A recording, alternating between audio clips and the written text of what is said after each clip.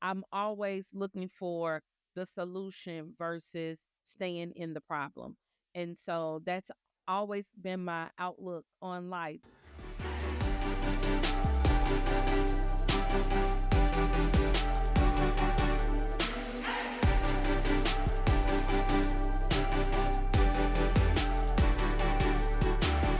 What if you turn hardship into greatness, anger into serenity? Everything changes. Make your life a masterpiece.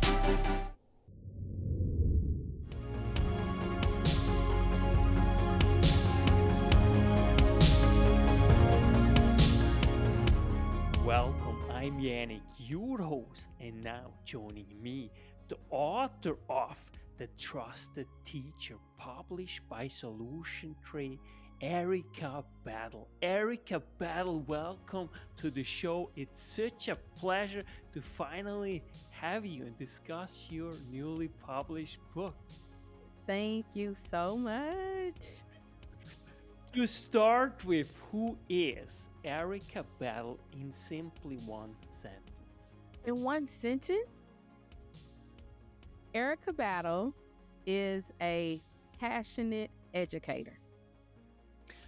Wonderful. So now, what made you write the book in the first place? The Trusted Educator.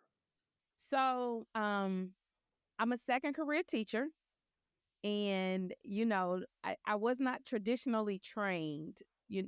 Education was not my career choice. I wanted to be a broadcast journalist, and I began to substitute teach, and I fell in love with a group of seventh graders who, if you are an educator, seventh grade.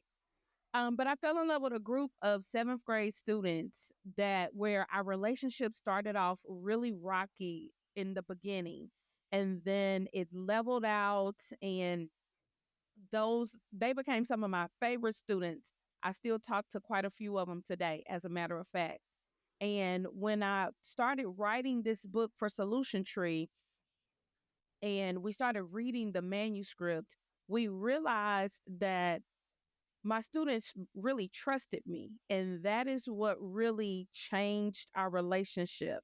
Is I really created a foundation of trust with that group of students. And the trusted teacher is outlining how was able to develop that type of trust with those students. Let's unpack this. What do we mean by trust? So, explain to us what really trust is and then how to actually build it within a classroom. That's a good question. So, trust is when students or people in general really believe you are who you say you are. It's how you show up each and every day. And that is consistent. So, it really is really not even saying, but through my actions, allowing my students to believe I am who I say I am. And honestly, you develop trust by everyday interactions with your students, their classmates, and your colleagues, because our students are watching us, and they're not just watching us inside of our classroom. They watch us when we're outside having conversations with our teammates, listening to what we say. They're watching how we interact with their peers. They're watching to see if we are fair with our discipline practices. They watch us to see if we follow through with what we say. And so trust is really built when we show up the way that we say we are each and every day, then our students can trust us and take us at our word. From where did you get this ability of making people trust you? You really seem, and you really mention in the book very important features that you actually need. But where do you think, or who really helped you to build this trust towards students, but then also to people, because that's really what comes through when I talk with you. You seem to be a very trustworthy person. Well, thank you. I try to show up as my authentic self. And when it comes to students, honestly, I did not have a good experience from 7th grade to high school. I did not I did not trust my teachers. I didn't feel like I was seen. I didn't feel like I was valued. I didn't feel like I was heard in my school career. And so when I became a teacher, I didn't want my students to feel the way I felt as a student. I wanted my students to understand and recognize that, hey, this teacher right here, she's really here to support you. Whether it doesn't matter if I have to discipline you today, tomorrow, if you have a problem, I'm still going to be here to help you solve that problem.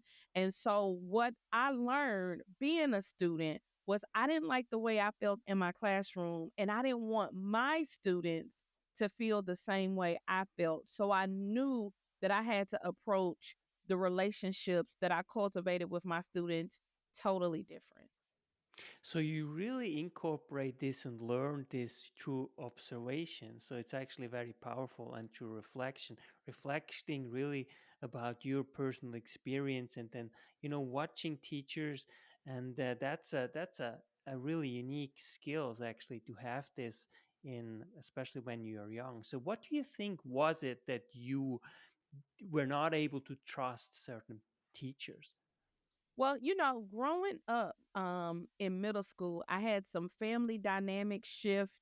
And I'm not saying I was a perfect angel because I probably was not. But at the same time, even when my grades started to go down, my behavior started to change. I started to isolate. None of my teachers inquired or, kind of dug deep into, well, how did you go from a A student to now a C or D student? What's going on with your behavior? You were never like this, so what's going on? And so what I recognized is I wanted one of my teachers to take a moment and ask me what was going on, and not just make an assumption of my behavior based off of, daily interactions. I really needed someone to say, hey, what's going on?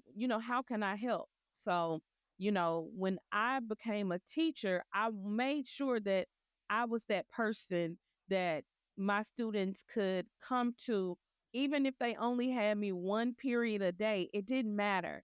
I would wanted to be that teacher that my students felt like they could trust, and that if they had any problems, that I would be a resource to help them problem solve.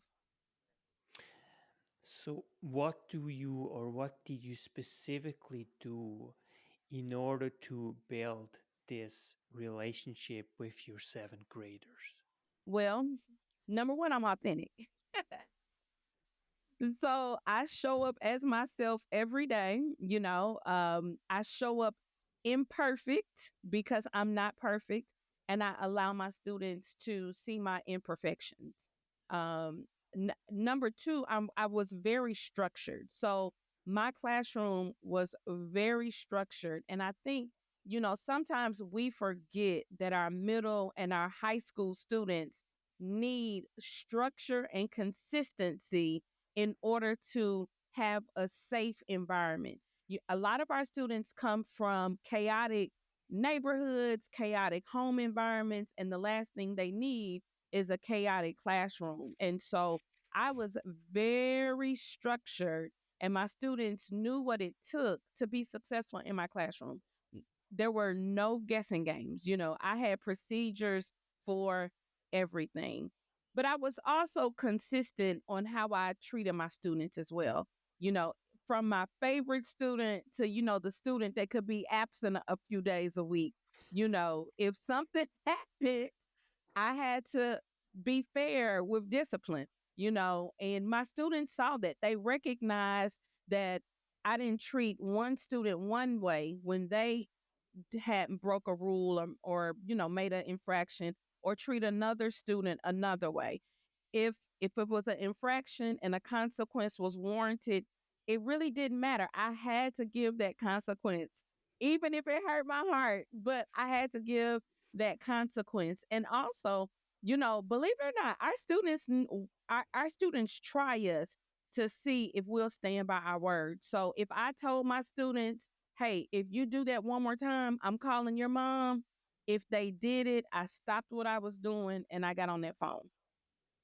If I gave them a warning and said, the next time you do this, here is that consequence, I stopped and gave them that consequence because I needed them to take me at my word that if it comes out of Miss Battle's mouth, that is what she means. And so that was very important for especially that age group of students, middle and high school students, because they do begin to test you. They test boundaries. They do things to see if you'll follow through or if you'll get too busy. And so even though these things are in my book, one of the biggest things was just being authentic, being who I was each and every day. That was very important to that age group. Even you say, there are, of course, different challenges that the young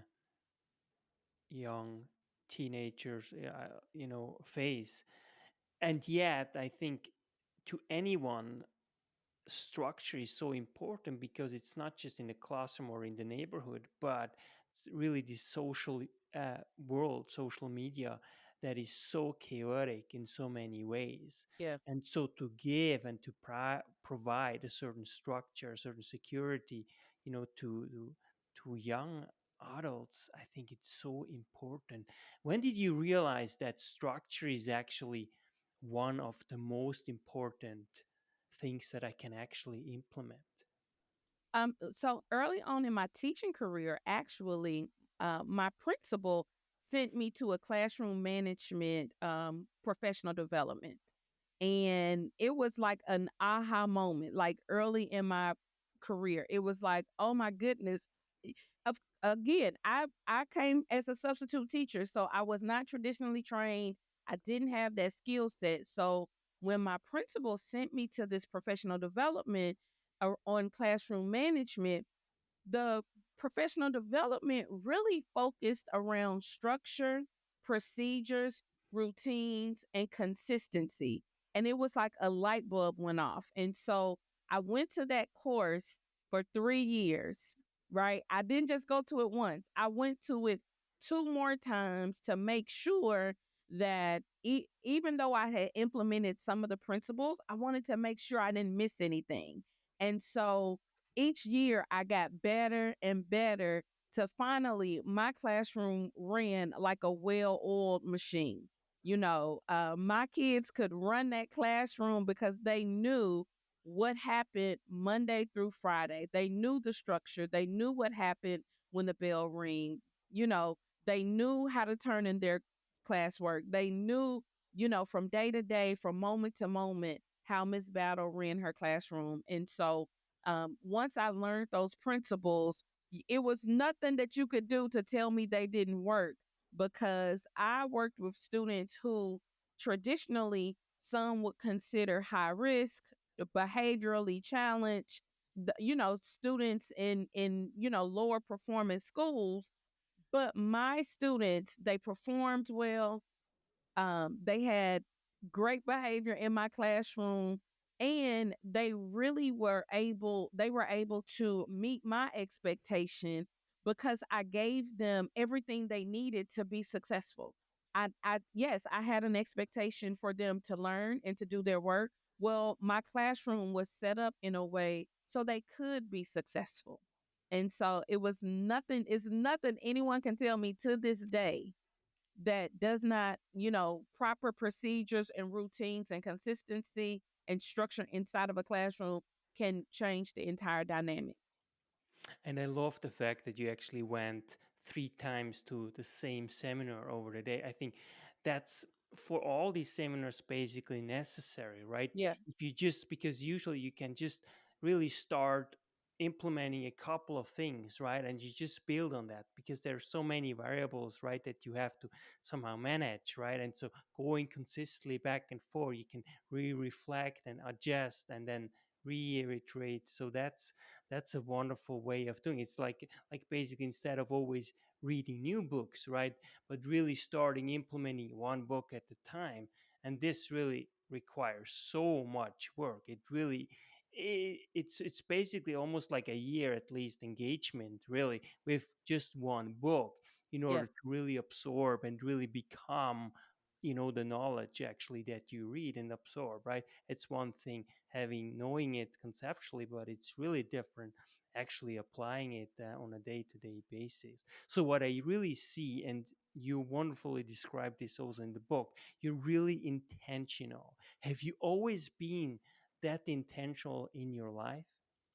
You know what? Yeah, I am, because things can happen by happenstance, but if you really want to get results, you have to plan for those results.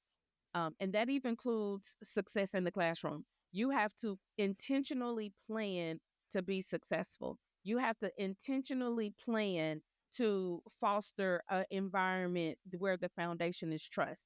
You can't leave those things to chance, because if you do, there is a chance that it won't happen if we're not intentionally planning for them to happen. So how do you plan intentionally? Give us one example of what you think like is the backbone or has been at least the backbone of your very successful practice. Well, one of the things that I am very intentional with is just getting to know my students. I'm very intentional on getting to know them beyond just being in my classroom, whether it is small talk, noticing, their habits, taking an opportunity to eat. So I would eat lunch with groups of students. I used to teach back in the day when, transparency and overhead. So I would tell stories about myself to my students. And what that did was that allowed my students to open up, that allowed them to feel safe enough to share certain things about them. And so I'm relational anyway. So just by nature, I love relationships. And so I was very intentional in getting to know my students. It's funny that my students would come to school and I would say good morning. And I guess they were not used to people telling them good morning because they would just keep walking. So I would put my hand out and ask them, "Did you hear me say good morning?" And they would say, "Well, yeah." And I said, "Okay, so the response is good morning, Miss Battle." And it kind of took them by surprise. And I'm like, you can't walk in my classroom unless you say good morning. But then it became very natural for them. I was very intentional with giving my students grace, because they may not have experienced some of the social dynamics that I wanted to engage them in. And so just being very intentional with getting to know my students, being intentional with allowing my students to get to know me, that really was one of the first things that helped really cultivate the relationship. And because that's the first piece of a relationship, getting to know the person that you're in relationship with. And that includes the teacher student relationship as well. Why do you think this is usually underestimated how important actually is, this building of a really thorough relationship? It's like almost like, seen as given, but it's actually so pivotal, right? If you really want to succeed. So why is that? Why do you think so many struggle with that? I'll be honest. I really do think that the pandemic, when we had to just be on the computer, kind of really disrupted some of the social skills and social norms that we had when we were face to face. Even though it was just 2 years, we think, oh, it was just 2 years. But what that did was people began to become reclusive. They began to isolate themselves. It was easier to send a message through text versus having a face to face conversation. And I think also the phrase teacher student relationship became such a buzz phrase that people began to discount the importance of that relationship, and it's still very important and pivotal to this day. I was doing a professional development with some teachers who are doing a book study using my book, and one of the things that I had mentioned to the teachers, because a lot of them were new, was relationship is your classroom management. When you have a relationship with middle school and teenage students who are middle school and high school students who are teenagers and beginning to express some independence and test boundaries, the relationship that we have with them really is our classroom management, because they will do things for people that they first of all trust, that they first of all like, right? Or respect. We might not necessarily love each other, but if we have a mutual respect inside of our classrooms, there's not such you know, a power dynamic inside of the classroom. When kids trust you, they're more likely to follow your instructions, to follow your procedures, and to do what you ask them to do inside of the classroom. And so I tell teachers all the time, your relationship with your students is your classroom management. And it's so true because, what you're actually alluding to is really like building this trust, right? Which is really the foundation of a relationship. Now, no matter what we do, right? Because at least we have to trust that you won't stab me in the back, let's Yeah. say, right? And so that's why I think it's so powerful, the book that you wrote. And so, how was it? How was your journey? Was it really this fascination of building a relationship that led you into education? Because it's very different on one hand, and I really can see you as a broadcaster. It's just like typical because you're so energetic, in front of the microphone, the way you communicate, very intentional. So what was it that really led to this transition, and how has it been? Like, was it like this epiphany? You said like, wow, I found my ultimate calling. How was it? Walk us through. Well, all right. So I lost a job, and I worked in public relations, loved public relations. Okay. And I lost a job. I was with a smaller firm who was downsizing because of business was slowing down and they couldn't afford my salary, but I still needed to pay some bills. So I started substitute teaching, and I was substitute teaching for a seventh grade classroom where they did not have a teacher at the beginning of the school year. So this class of students, this principal had been looking for a teacher. Well, I was the sixth sub for these students. They had a sub a week because no one would stay. No one would stay with this group of students. Okay. And when I got there, I was there the 1 week, and then I came back the next week. It was like their mission was to get rid of every sub that walked in their door. So I came back the second week. Well, I came back the third week because they still hadn't found a teacher.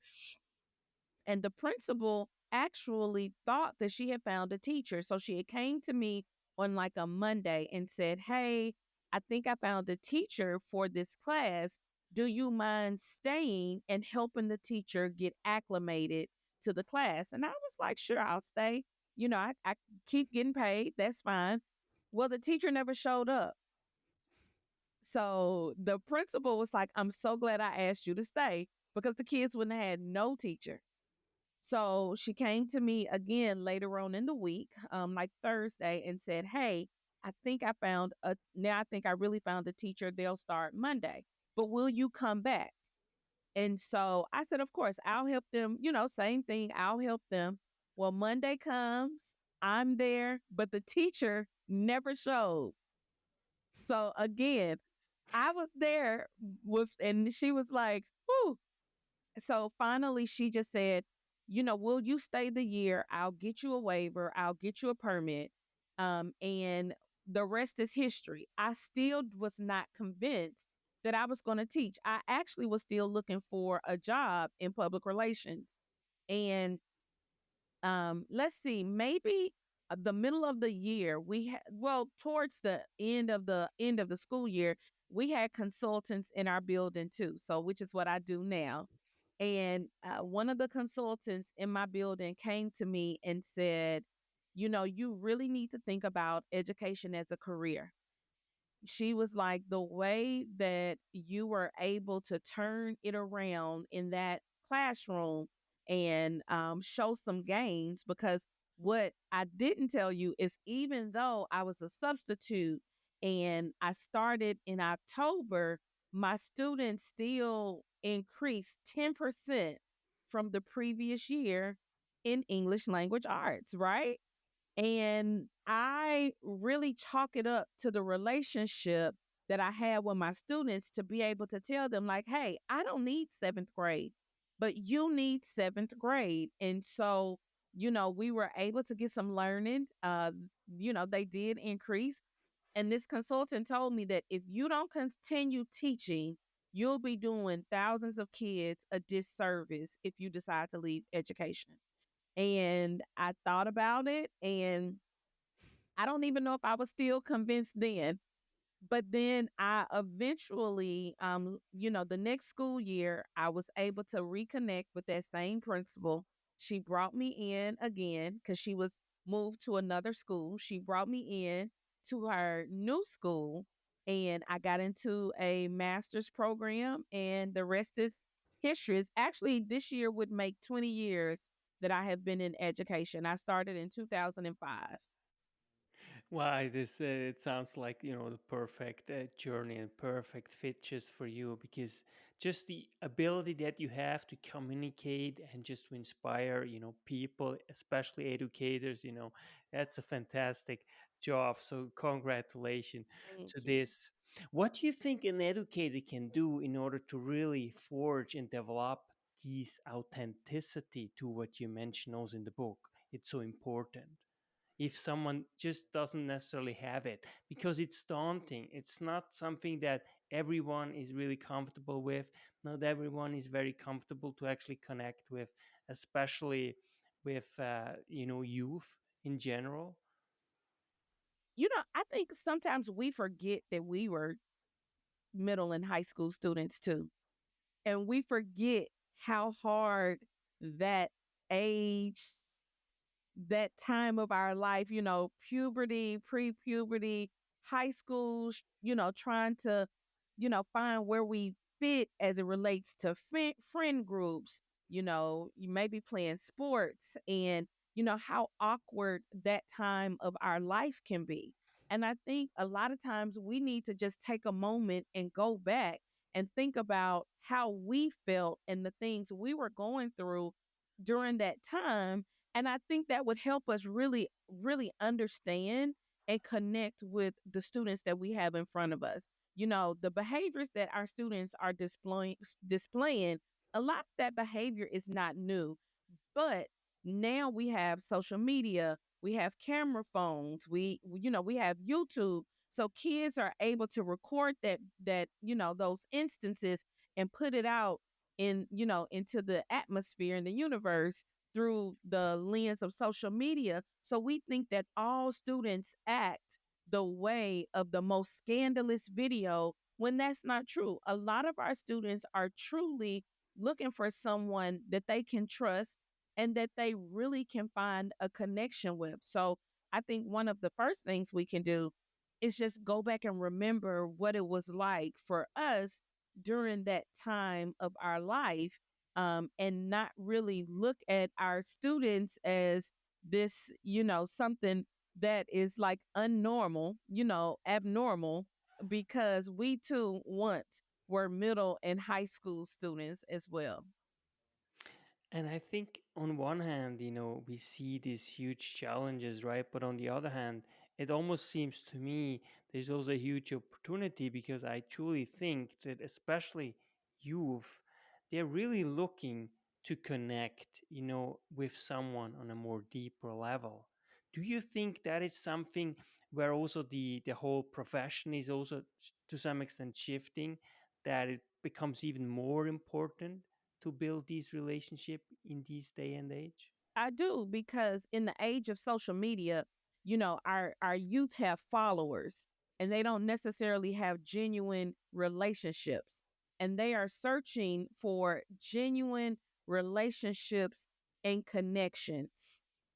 And it amazes me, the teachers that really have some of the best behaved classrooms are the teachers that have been able to connect with their students beyond the students being students inside of their classroom. They've been able to connect with them on a more human level, right? More beyond a teacher student relationship, but just as people looking for connection. So a lot of our students, have you ever heard the phrase, um, no, some attention is better than no attention?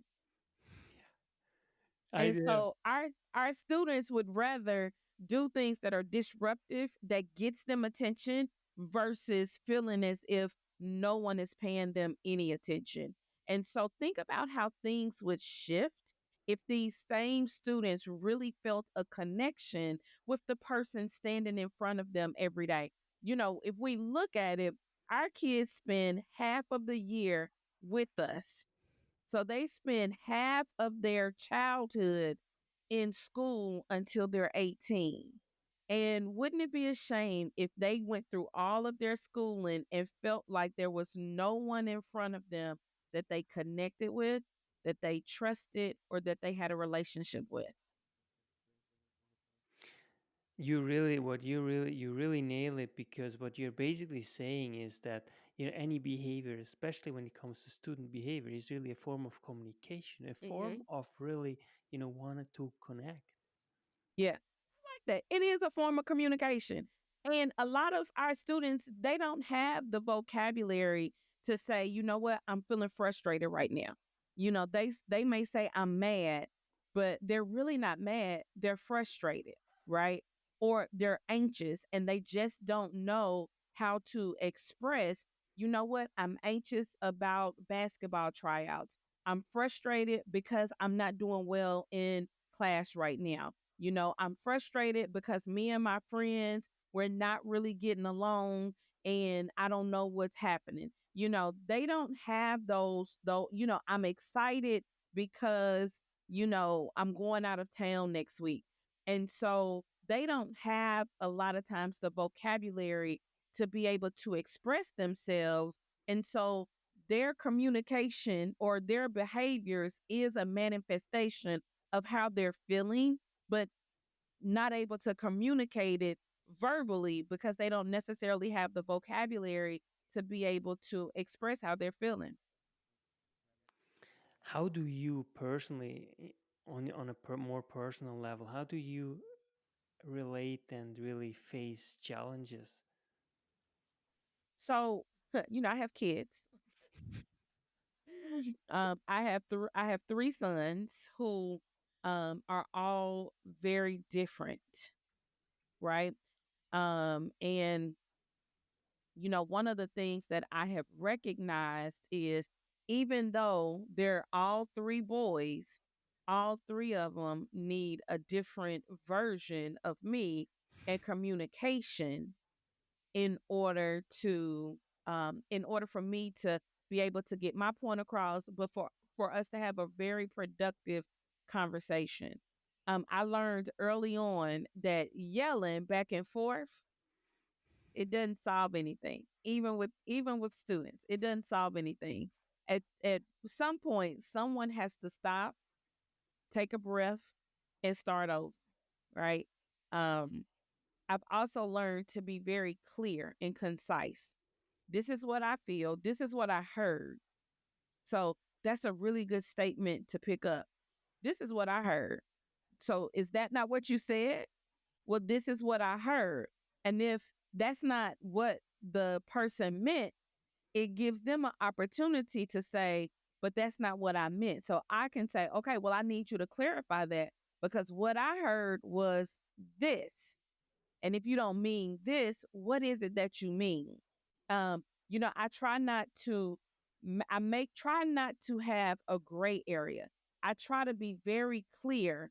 And when I'm communicating, whether it's with adults, whether it's with kids, whether it's with my children, whether it's with my spouse, so that everyone is clear and can understand at least what I'm trying to say, right? And that just kind of helps with communication. It's such a good point because usually we ourselves we know what we actually want to communicate, right? But it's Hmm. another thing to actually make the other person understood, what we actually mean. And so, where did you learn to communicate effectively? Was this something that came more natural to you? Trial and error. Trial, really, it was trial and error. And then, as you began to, as I began to advance in my career through education, the way you communicate with your students is very different than communicating with the adults in the building. And so I really had to, and even now, because I am a consultant, a lot of times I don't have a whole lot of time to get to know the teachers that I'm about to work with, or say I'm about to do a training. Well, and a lot of times these are teachers I am meeting for the very first time. And so one of the things that I try to do is to build relationships quickly is as teachers are getting in, I'm walking around the room and I might notice something and say, "Oh, I love your nails. Oh, what you eating for breakfast? Oh, I love that type of coffee." So I do, really quick interactions to get to as many teachers as I can so they feel seen immediately before we even begin. And that gives me the opportunity to build some rapport with these, teachers that I'm about to work with. I also try to be very clear and concise with how I communicate, especially when I'm delivering professional development. So teachers do not leave me wondering, did she mean this or did she mean that? And so I've learned through trial and error that it is very important to be very clear and to be very concise and to communicate in a way that people don't leave you wondering what you said, but more so they understood kind of the message that you were trying to get across. And I What was a communications major. So my major was communications in college. I wanted to be a journalist. And so that also helped as well because I was a communications major in college. Yeah, and I think communication is just so important. I think because we are really human beings, it's all about, as you said, relationships, right? And that's where we really bond and we really find meaning and purpose in our lives. What makes you truly happy if you are? What makes me true? Now, does it have to be school related? No, it can be anything, Okay. anything. So, what makes me truly happy is spending time with family. So, I tell people all the time, I love being a mom. Um, Even though my kids are adults, they're grown. But I still love being a mom. Like, my middle son, I make these homemade cinnamon rolls, right? And so my middle son I made some, I guess, last week, as a matter of fact, and he took one to work and he said, "Well, my coworkers want you to make us some cinnamon rolls." And so when I finish this podcast, I made my dough earlier. So when I finish, I'm going to go make him some cinnamon rolls to take to work tomorrow to share with his coworkers. So I truly enjoy spending time with my family. I truly enjoy doing mom things. I really, actually, truly enjoy what I do in education. I really enjoy interacting and helping others find their aha moment and find the joy in being an educator because there are so many, things that we could find wrong with education, but if we find that joy, that's what helps us show up every day. And so I truly do enjoy being an educator and helping other educators find the joy in working with young people each and every day. What is your number one advice to give an educator, or really anyone, to just live, fully and really joyfully every single day? So, the one piece of advice that I always give when anyone asks is to remain flexible. Education changes so often. There'll be a mandate today and then they'll abandon it tomorrow. Then there's a new mandate the next day. And so, one of the pieces of advice that I always give, especially my new educators entering the field, is remain flexible because if not, you're going to stress yourself out because things change so often in education that if we're not flexible, we will become frustrated ourselves with the entire profession. And so I just say remain flexible so you can continue to find the joy in what we do and the purpose of education. In your book, you really mention also how important consistency is.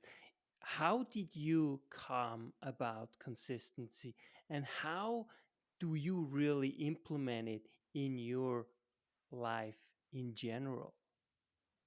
So I live by a calendar, number one. So uh, I have to schedule my day so I can know what goes on. But I go back to that classroom management class. Not only did the facilitator talk about structure, did he talk about procedure, did he talk about routines? He talked about the importance of remaining consistent even when things are difficult. Because sometimes when we implement something, initially it may not go the way we want it to go. And so we'll have a tendency to give up and just abandon it altogether versus just consistently going through the process and allowing it to take shape. And I have realized that some things, even, I need to lose a few pounds, but it's not going to happen unless I'm consistently eating what I'm supposed to be eating and exercising, moving my body like I'm supposed to move. So I take it back to my early years in education and attending that classroom management course and recognizing that I have to remain consistent even when it was hard in order for things to truly take shape and to, for it to really just kind of take shape the way I want it to. What do you consider your biggest success in your life that you really felt like, wow, that's really something I'm truly proud of? It can be beyond education, it's really personal. What is something that you really look after and say, wow, that really is something I'm proud of? Well, right now it's the book. Um, I have to be honest, because it was always a desire of my heart for to be able to write a book that really spoke to educators, that really got to the heart of how I felt about education and about being in front of students each and every day. So right now it is the book. I smile. It's if you can see it in the background. So every time I look at it, I smile because I recognize that it's more than just research because it is backed by research. The practices are backed by research, but truly, it is a testament to how I was successful as a teacher. What I did each and every day to ensure that not only was I successful, but the kids in front of me, because we impact lives, and as teachers, we have the power to either kill our students' dreams by the way we treat them or by giving our students' dreams life. And so I am super just grateful. I God knew the desires of my heart, and it is just something that I'm truly proud of that I was able to get, my heart out on those pages to educators all over. Yeah, I love the fact that you're so honest, and that also speaks really for your authenticity, right? And it's huge, right? I mean, it must have been so messy writing a book. So just walk us a little bit through, what were some of the biggest challenges that you faced? Well, because it is with a company who is very big on ensuring that anything we put out in the atmosphere is backed by research, it was making sure that I had the research to back up the things that I was putting in the book. And so it's pages of research, reading other work, ensuring that I was true to myself and my voice. And so, when anyone reads my book, one of the biggest compliments I got from one of my colleagues is she said, Erica, I was reading your book and I felt like I was reading your diary. She was like, I could really hear you reading, hear you as I was reading the book because the every chapter begins with a story.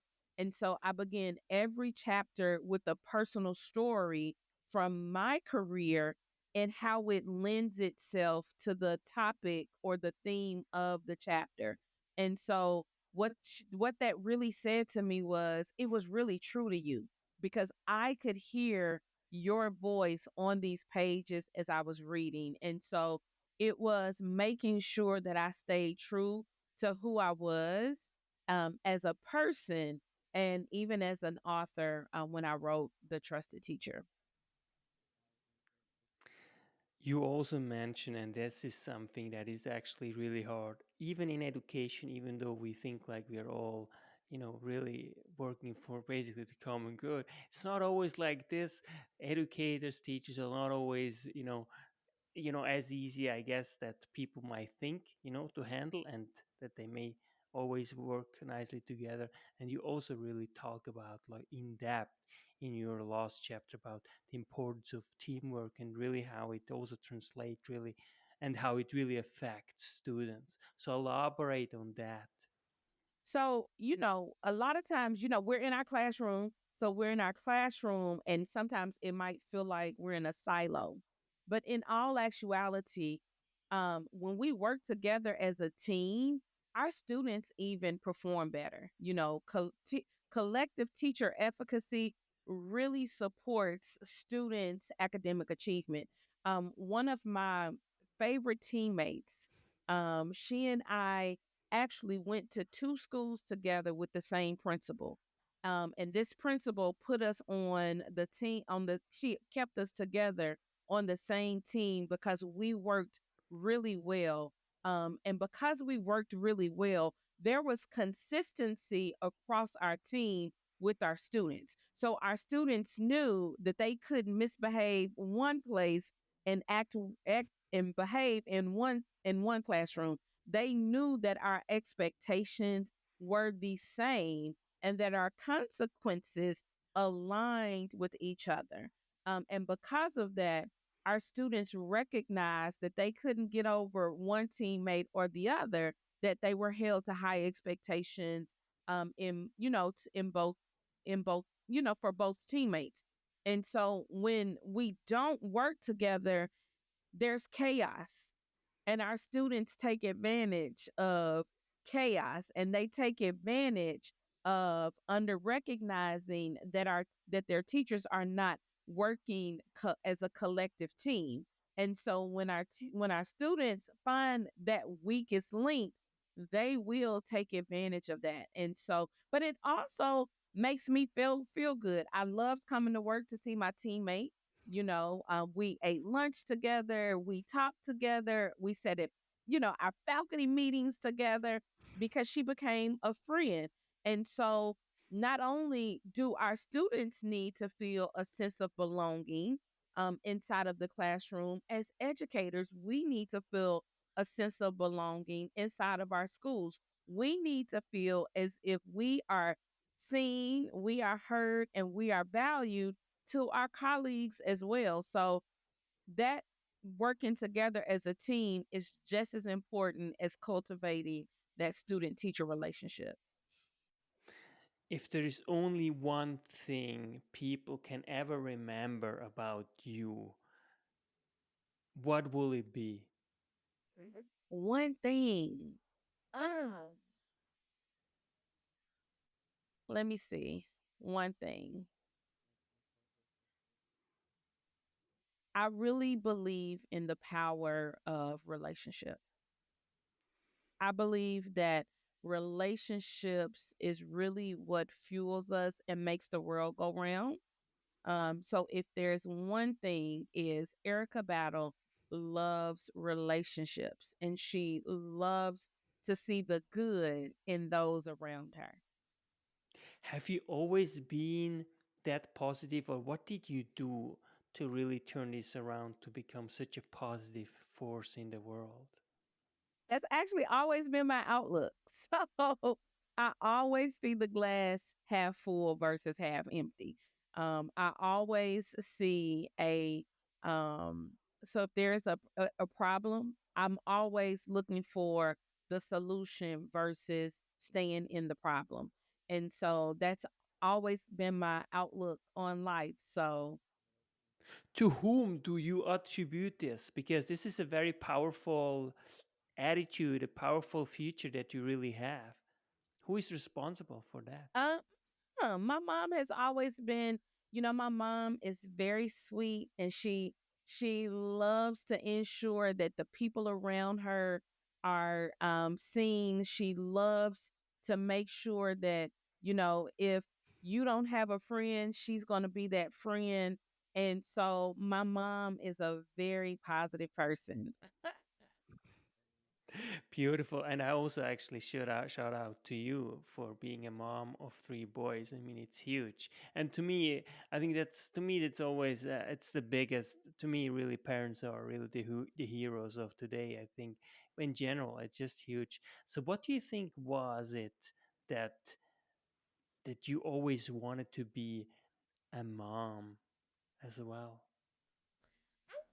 You I mean, my mom was a great mom, and so I knew that I was going to have children. I didn't, it wasn't until I had my first son that I realized, okay, I want all boys. So God granted that desire of my heart as well and gave me all boys. And I just enjoyed being a mom. I enjoyed going to the football games and going to the school plays and, helping my boys with projects and them learning to drive and all of those things. And so, that really, honestly, I think being a mom also really played a role into how I engage with my students because, you know, I say your classroom instruction and how you treat your students should be good enough for your own child, right? I never wanted to treat someone else's child in a way that I wouldn't treat my own child. And I think that's so important. I think sometimes we forget that, we want our kids teachers to treat them in a way where our kids feel valued, where we have to also do the same to other people's children as well. Erica, what makes you truly feel alive? You know what? The work that I do, my kids have, gotten through school. And so right now I am full swing into working with schools and educators. And honestly, I get a rush helping educators get to their aha moment, get to their success and feeling successful. So right now, that's really what's making me feel alive is truly seeing the principles of the trusted teacher in action and realizing that I played a major role in helping teachers really find a path to success in education. What and how does to you really personal? I think you just said it, but let's define for us and for our really listeners about success. What is for you true success? give us a definition, because I think that we might have really gained some incredible insight the way you actually describe success. You know what? And it is different for everyone. Success is different for everyone. You know, my book has done pretty well so far.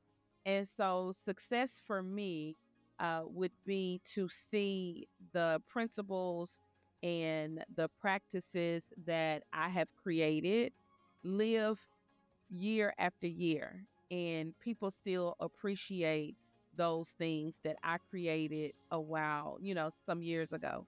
And so for me, success is truly creating something that contributes to the field of education for years to come. So now I want to tell anyone who is listening to Erica Battle, the author of The Trusted Educator, published by Solution Tree in 2021, to really go on solutiontree.com and order a book copy of Erica Battle's book. What a gift, Erica. Thank you so much for being on the show and for being truly a gift to myself and really the world. Thank you so much for having me. Erica Battle. That's why knowledge matters.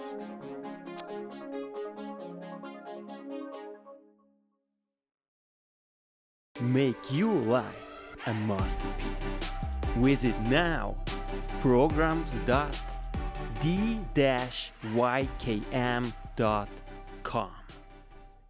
Meant to make you grow.